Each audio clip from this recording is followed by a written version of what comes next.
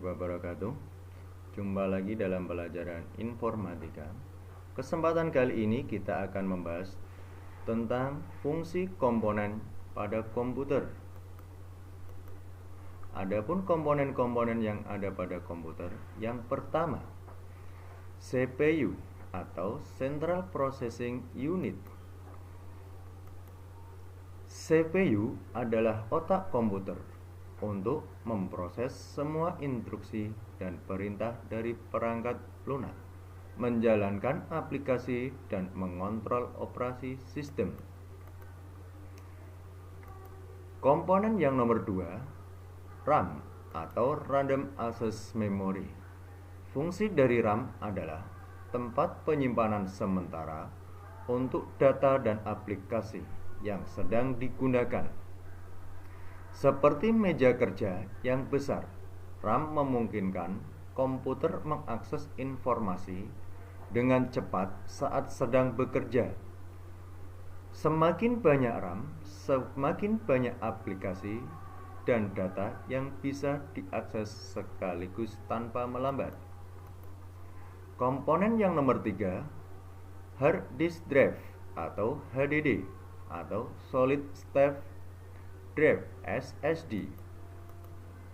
Fungsi dari HDD dan SSD adalah tempat penyimpanan permanen untuk data seperti dokumen, foto, dan sistem operasi. HDD adalah seperti lemari arsip dengan banyak laci yang berputar, sedangkan SSD adalah lemari arsip elektronik yang jauh lebih cepat dan lebih tahan banting. SSD lebih cepat karena tidak memiliki bagian yang bergerak. Komponen berikutnya yaitu motherboard. Fungsi dari motherboard adalah papan utama di dalam komputer yang menghubungkan semua komponen.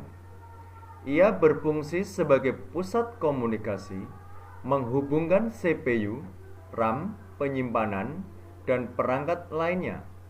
Anggap saja motherboard sebagai jembatan yang menghubungkan semua elemen dalam komputer.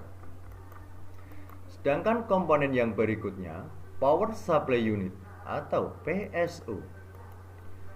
Fungsi dari PSU adalah komponen yang menyediakan daya listrik ke semua bagian komputer.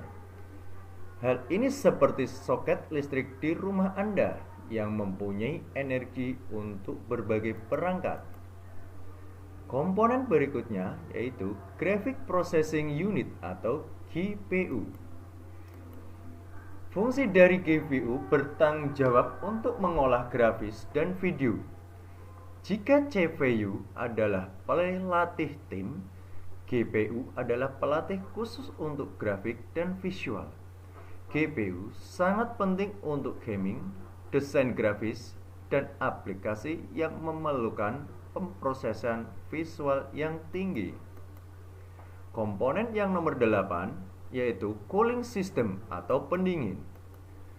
Fungsi dari pendingin seperti kipas atau pendingin cair, menjaga suhu komponen komputer tetap normal agar tidak terlalu panas. Ini penting agar komputer tetap berfungsi dengan baik dan tidak mengalami kerusakan karena panas berlebih. Bayangkan sistem pendingin sebagai AC di rumah yang menjaga agar suhu tetap nyaman. Komponen berikutnya yaitu input device atau perangkat masukan. Fungsi dari perangkat masukan seperti keyboard dan mouse digunakan untuk memasukkan data dan perintah ke dalam komputer. Keyboard adalah alat untuk mengetik dan mouse untuk menunjuk dan mengklik objek di layar. Mereka adalah alat komunikasi antara Anda atau manusia dan komputer. Komponen yang berikutnya, nomor 10, yaitu output device atau perangkat keluaran. Fungsi dari perangkat keluaran seperti monitor dan printer, yaitu untuk menampilkan atau mencetak informasi dari komputer. Monitor berfungsi menunjukkan visual dari data yang diproses, sementara printer untuk menghasilkan salinan fisik dari dokumen. Komponen yang berikutnya yaitu Network Interface Card atau NIC. Fungsi dari NIC memungkinkan komputer untuk terhubung ke jaringan, baik itu jaringan lokal atau LAN atau internet. Ini seperti adaptor yang memungkinkan komputer berkomunikasi dengan perangkat lain melalui kabel atau nirkabel. Komponen yang berikutnya yaitu BIOS UEV, Basic Input Output System Unified Extensible Firmware Interface. Fungsi dari BIOS atau UEV adalah perangkat lunak dasar yang memulai komputer dan melakukan tes perangkat keras saat booting. Ini adalah panduan pertama yang dibaca oleh komputer saat dinyalakan, memastikan bahwa semua komponen berfungsi dengan baik sebelum memuat sistem operasi. Demikian pembelajaran tentang komponen komputer kali ini. Sekian, assalamualaikum warahmatullahi wabarakatuh.